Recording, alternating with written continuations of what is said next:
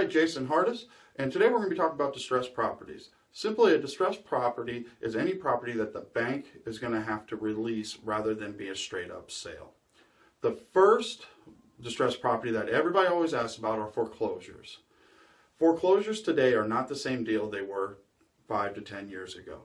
5 to 10 years ago, the banks would just get them off our books. They'd sell them pennies on the dollar just to be rid of them. Nowadays, they cannot do that anymore. They have so many that they need to be getting a certain amount of money for each one. We've actually seen banks go in and put new roofs on houses, put in new carpeting and new appliances into the property on some of them to try to get more money out of them.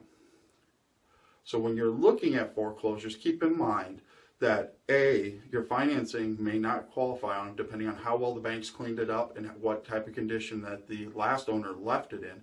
And B, they may not be the perfect scenario or the best deal anymore. The second type of distressed property that we're going to talk about is called a short sale. A short sale is simply when somebody cannot make their payments. They're falling behind. They go and ask the bank, will you accept a contract for less than we owe? The bank then balances it to where if they foreclose on it, they make this much. If they do the short sale, they make this much. And as long as they're close, typically the bank will go with it. The bank, though, has the privilege to go through and make that decision afterwards. So what ends up happening is you will negotiate with the seller or the current owner, and then they send that up to their bank for approval. Well, this approval process can take anywhere from 30 days all the way possibly up to 6 to 8 months, just depending on how many of these foreclosures, or these short sales that they have. So when you're looking at it, keep in mind with a short sale that you may actually have to wait quite a while. And it's not the process, well, you're number 5 in line, you will be done on this day.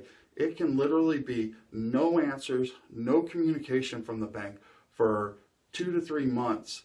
And then they say you got 30 days to close it. So keep in mind with that short sale, it's going to be a little lengthier of a process normally, and it might be a little bit more stressful. But if it's the right deal in the right house, it may absolutely be worth it.